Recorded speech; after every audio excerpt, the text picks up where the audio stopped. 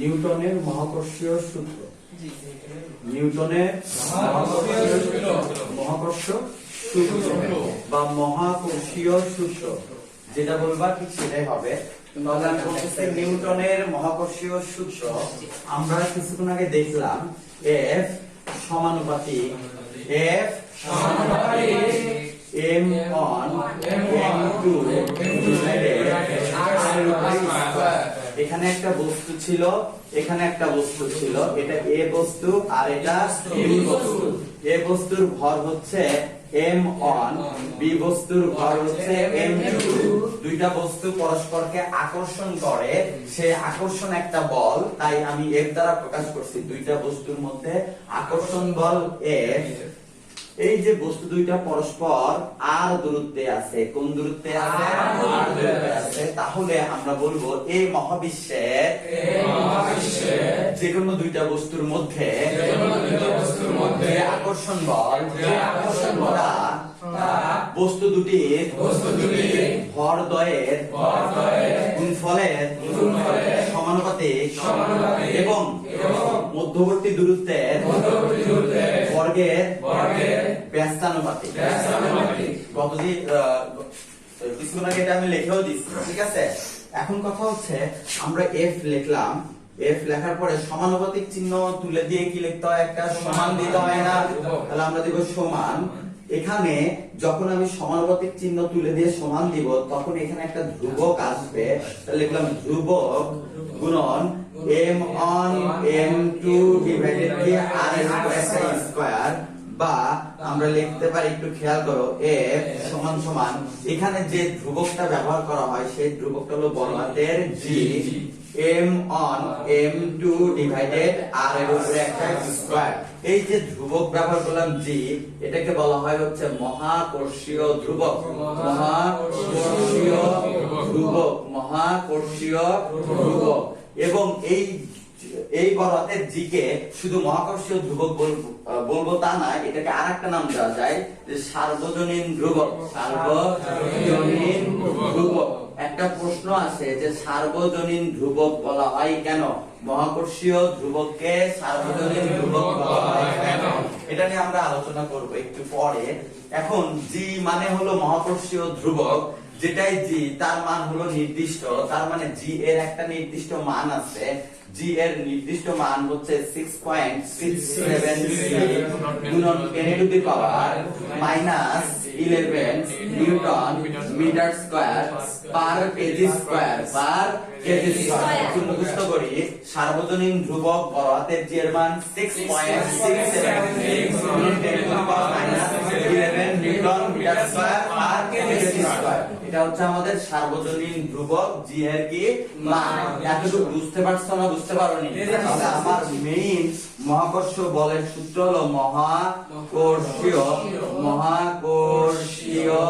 বল F এর সূত্র হচ্ছে G m1 m2 divided r এর উপরে স্কয়ার। তাহলে বলো একটু মহাকর্ষীয় ধ্রুবক, বলো মহাকর্ষীয় বল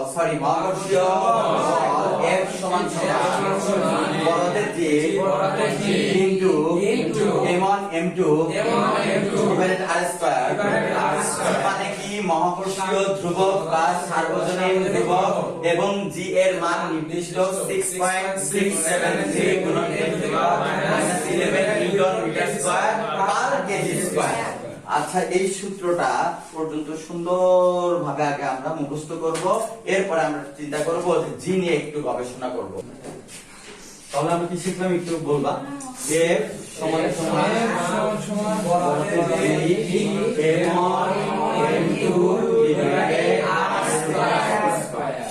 আচ্ছা, এখানে আমরা দেখতে পারতেছি যে বড় হাতের G কে মহাকর্ষীয় ধ্রুবক বলা হয়। এটা নিয়ে একটু আলোচনা করব। মহাকর্ষীয় ধ্রুবক। আচ্ছা, মহাকর্ষীয় ধ্রুবক হচ্ছে বড় হাতের G। এটা যে একটা প্রশ্ন থাকে যে মহাকর্ষীয় ধ্রুবককে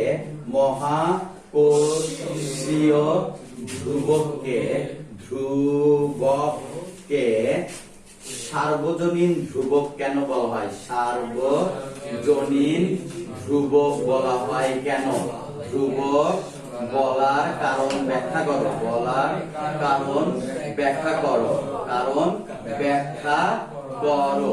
এই একটা প্রশ্ন, একটু চিন্তা করবা কি হতে পারে, এটা নিয়ে একটু পরে আলোচনা করব, এটা আমরা পরে শিখবো। আগে আমরা শিখবো মহাকর্ষীয় ধ্রুবক বলহাতের জি কাকে বলে। আচ্ছা, এখানে কয়টা বস্তু ছিল? এ একটা বস্তু আর বি একটা বস্তু। এদের মধ্যবর্তী দূরত্ব কত ছিল? r ছিল। এটার ভর কত ছিল? m1। এটার ভর কত ছিল? m2।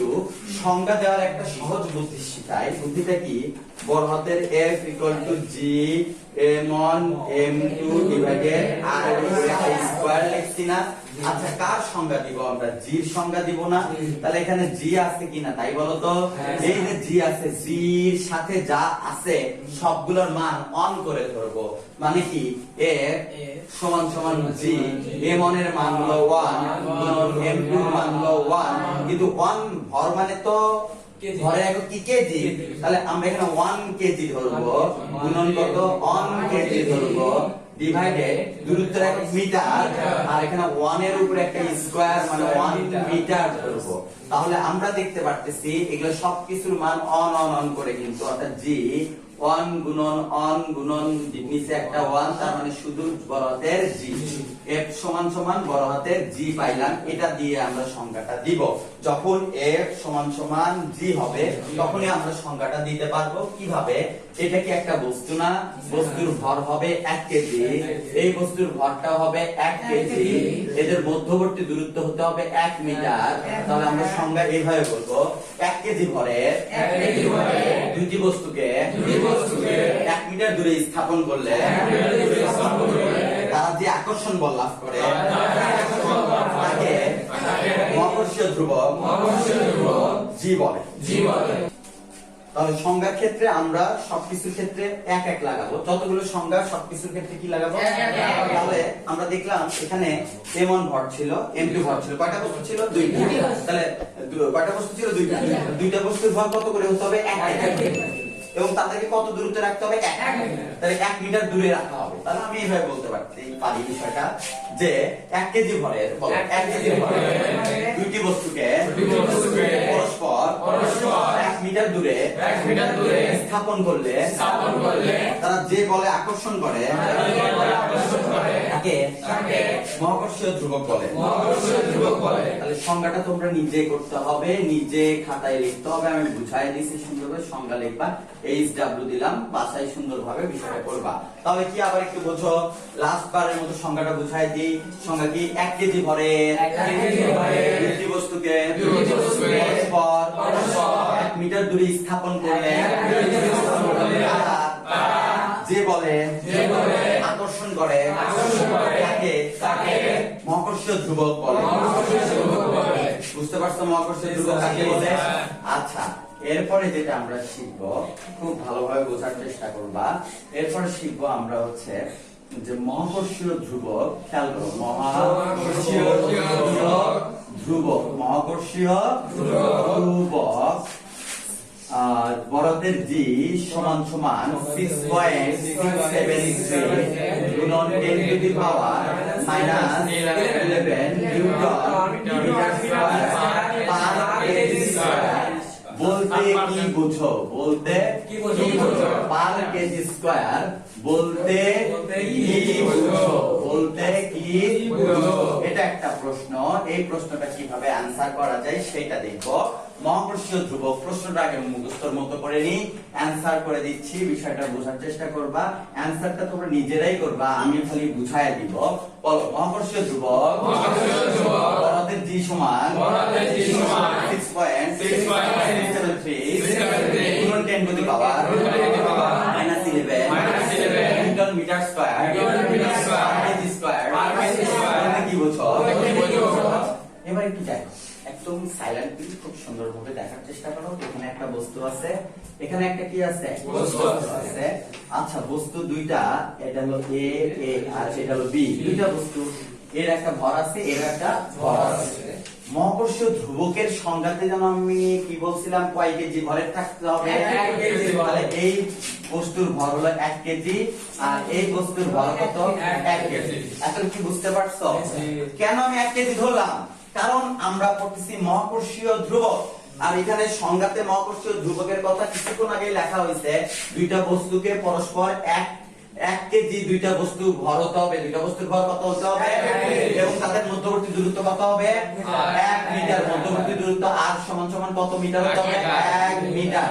এটা আমরা মহাকর্ষীয় ধ্রুবকের সংজ্ঞা অনুযায়ী জানি যে দুইটা বস্তুকে পরস্পর দুইটা বস্তুর ভর হতে হবে 1 কেজি এবং দুইটা বস্তুকে 1 মিটার দূরে স্থাপন করতে হবে, তাহলেই সেটা মহাকর্ষীয় ধ্রুবক হবে। তাহলে মহাকর্ষীয় ধ্রুবক হওয়ার শর্ত ছিল দুইটা বস্তু থাকতে হবে, দুইটা বস্তুর ভর থাকতে হবে 1 কেজি করে এবং দূরত্ব থাকতে হবে কত? 1 মিটার। এবং সংজ্ঞা শিখছিলাম যে 1 কেজি ভরের দুইটি বস্তুকে পরস্পর 1 মিটার দূরে রাখলে সে যে বল লাভ করে, যে আকর্ষণ বল লাভ করে তাকে মহাকর্ষীয় ধ্রুবক বলা হয়। তাহলে যেহেতু মহাকর্ষীয় ধ্রুবক নিয়ে কথা বলতেছি, তাহলে বস্তু দুটির ভর কত কেজি হতে হবে? 1 কেজি। মধ্যবর্তী দূরত্ব কত হতে হবে? বলবো দুটি বস্তুর 1 কেজি ভরের দুটি বস্তুকে পরস্পর 1 মিটার দূরে স্থাপন করলে তাদের মধ্যে আকর্ষণ বলের মান হবে এই যে এই মানটা।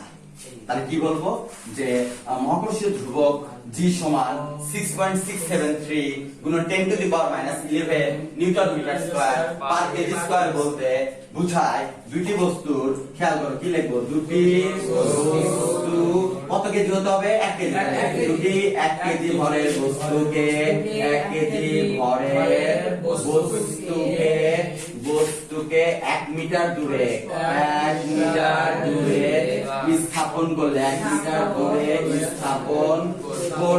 1 মিটার দূরে স্থাপন করলে তারা পরস্পরকে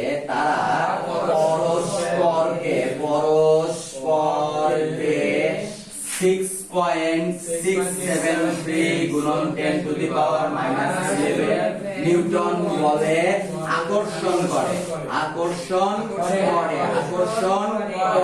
তাহলে আমরা আবার বোঝার চেষ্টা করব, বলছে মহাকর্ষীয় ধ্রুবক বড়হাতের G সমান 6.673 গুণন 10 to the power -11 newton metre square per kg square বলতে কি বুঝো? তখন আগে মাথায় রাখতে হবে যে আমরা মহাকর্ষীয় ধ্রুবক পড়তেছি। মহাকর্ষীয় ধ্রুবক মানে কি? 1 কেজি ভরের দুইটা বস্তু 1 মিটার দূরে স্থাপন করতে হবে। 1 কেজি ভরের দুইটি বস্তু 1 মিটার দূরে স্থাপন করতে হবে। মহাকর্ষীয় ধ্রুবক মানে কি? 1 কেজি ভরের দুইটি বস্তু 1 কেজি ভরের কয় মিটার দূরে স্থাপন করতে হবে? 1 মিটার। তাহলে বলবো যে মহাকর্ষীয় ধ্রুবক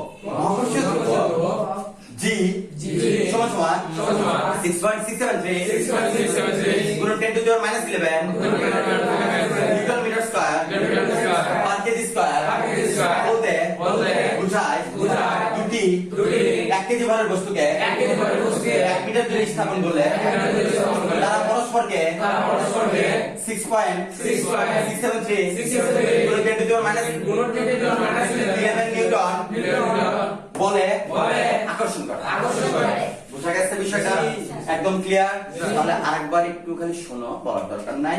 তাহলে মহাকর্ষীয় ধ্রুবক G বড়হাতের G এর অর্থ 6.673 গুণন 10 to the power -11 newton metre square per kg square বলতে বোঝায় দুইটি 1 কেজি ভরের বস্তুকে 1 মিটার দূরে স্থাপন করলে তারা আকর্ষণ বল লাভ করবে। সে আকর্ষণ বলের মান হলো 6.63 গুণন 10 টু দি পাওয়ার -11 নিউটন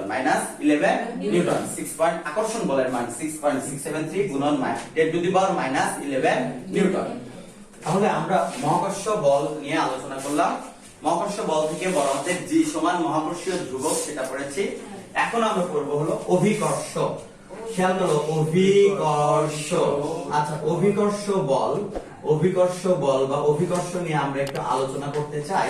দেখো, এই জিনিসটা আলোচনা করতে গেলে প্রথম যে জিনিসটা বুঝবা, এটা একটা পৃথিবী আসলে কিন্তু গোলাকার নয়। পৃথিবী একটু খানিকটা চাপটা আমরা জানি, কিন্তু আমরা ধরে নিব পৃথিবী গোলাকার বা গোলক আকৃতি।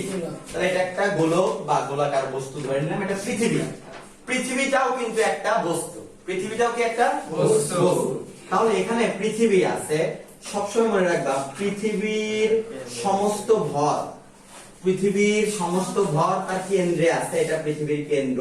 আর পৃথিবীর ভরকে আচ্ছা পৃথিবীর ভর নিয়ে একটু পরে আলোচনা করি। এটা কি পৃথিবী, এবং পৃথিবীর এটা কি একটা কেন্দ্র। আর এই যে পৃথিবীর যে বৃত্তাকার পৃষ্ঠটা দেখতেছো, এই বৃত্তাকার পৃষ্ঠে একটা বস্তু আছে, ধরে নিলাম একটা মানুষ আছে। এই যে একটা মানুষ এখানে কি সুন্দরভাবে দাঁড়ায় আছে পৃষ্ঠে। তাহলে এটা হলো একটা মানুষ আর এটা একটা পৃথিবী। মানুষও একটা বস্তু, পৃথিবীও একটা বস্তু। আমরা গত লেকচারে আমরা পড়ছি, সুন্দরভাবে মনে করে দেখো যে এই মহাবিশ্বের যে কোনো দুটি বস্তু পরস্পরকে আকর্ষণ করে। এই মহাবিশ্বের এই মহাবিশ্বের যে কোনো দুইটা বস্তু পরস্পরকে আকর্ষণ করে। তাহলে এখানে কয়টা বস্তু আছে? পৃথিবী, দাঁড়াও, একটা কি পৃথিবী, আর একটা হচ্ছে পৃথিবীর উপর অবস্থিত বস্তু। এটার নাম হচ্ছে পৃথিবীর উপর অবস্থিত বস্তু। পৃথিবীর উপরে উপরে অবস্থিত বস্তু, অবস্থিত বস্তু। আচ্ছা, পৃথিবীর উপরে অবস্থিত বস্তু, আমি কিন্তু বলছি এটা ভূপৃষ্ঠ। এই যে এটাকে একটু এরকম করে দিলাম, মানে এটা ভূপৃষ্ঠ, অর্থাৎ ভূপৃষ্ঠের উপরে আমাদের একটা বস্তু আছে। তাহলে দুইটা বস্তু পরস্পরকে, দেখো পৃথিবী মানেই হলো ধরে নিবা কেন্দ্র। এই কেন্দ্র থেকে এতটুকু দূরত্বে আর দূরত্বে আছে বস্তুটা পরস্পরকে আকর্ষণ করবে। এই আকর্ষণ বলের মানও হচ্ছে এই আকর্ষণ বলের মানও কি? তাহলে আমরা গত লেকচারে পড়ছিলাম যে কোনো দুইটা বস্তু পরস্পরকে আকর্ষণ করে, আকর্ষণ বলকে বলা হলো মহাকর্ষ বল। কিন্তু এখানে দেখো তো পৃথিবী আছে এবং কি পৃথিবীর উপর অবস্থিত একটি বস্তু আছে। তাহলে আমরা বলবো যে পৃথিবী, বলো পৃথিবী ও পৃথিবীর উপর অবস্থিত বস্তুর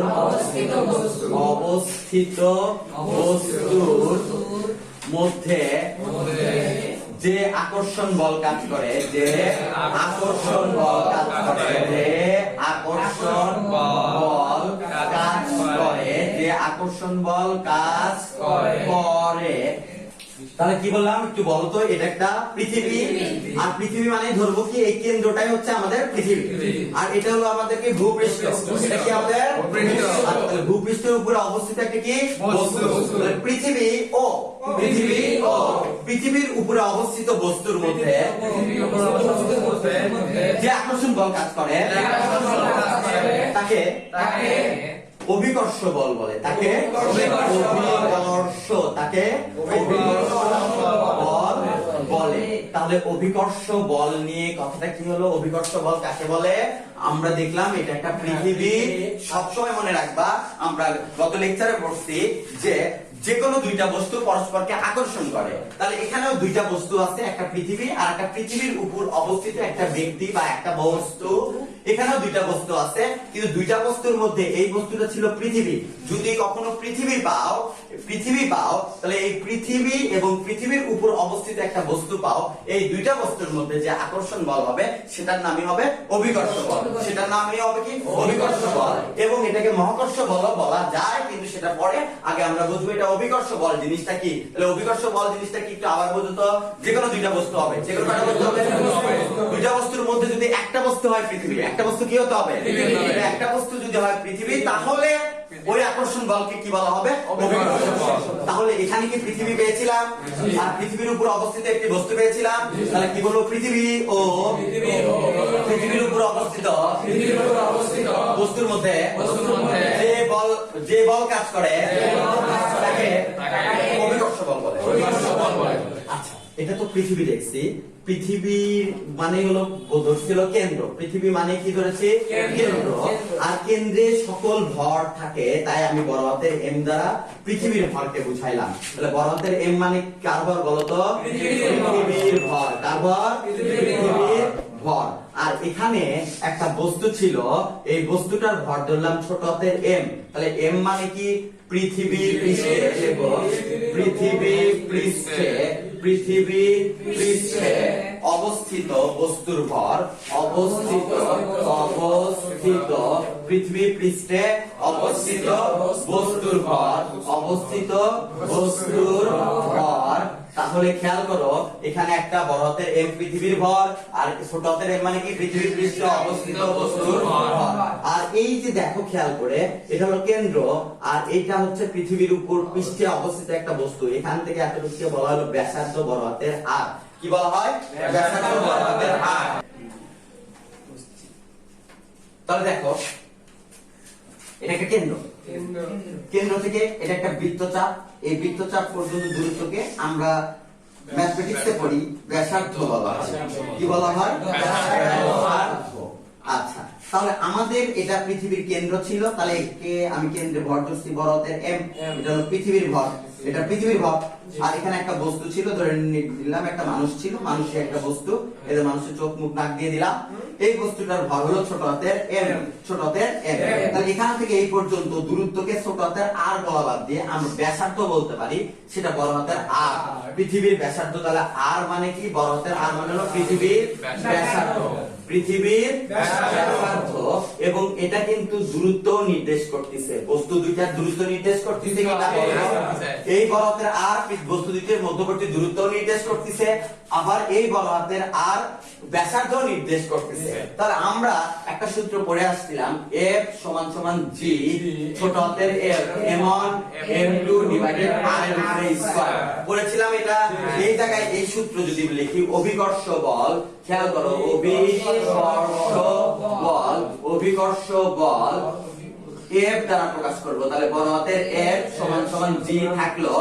M1 মানে প্রথম বস্তুর ভর, এখানে প্রথম বস্তু মানে পৃথিবী, তাহলে পৃথিবীর ভর হলো বড় হাতের M, পৃথিবীর ভর হলো বড় হাতের M। M2 মানে দ্বিতীয় বস্তুর ভর, দ্বিতীয় বস্তুটা পৃথিবীর পৃষ্ঠে অবস্থিত, তাহলে এটা হলো ছোট হাতের M, M2 এর পরিবর্তে ছোট হাতের M বসাই দিলাম, ডিভাইডেড R মানে দূরত্ব, তাহলে কেন্দ্র এবং এই বস্তুর দূরত্ব বড় হাতের R মানে পৃথিবীর ব্যাসার্ধ, তার উপরে একটা কি লিখলাম? স্কয়ার। তাহলে আমাদের সূত্রটা কি দাঁড়ালো? F সমান সমান G বড় হাতের M ছোট হাতের M ডিভাইডেড R এর উপরে, R পৃথিবীর ব্যাসার্ধ R এর উপরে একটা স্কয়ার।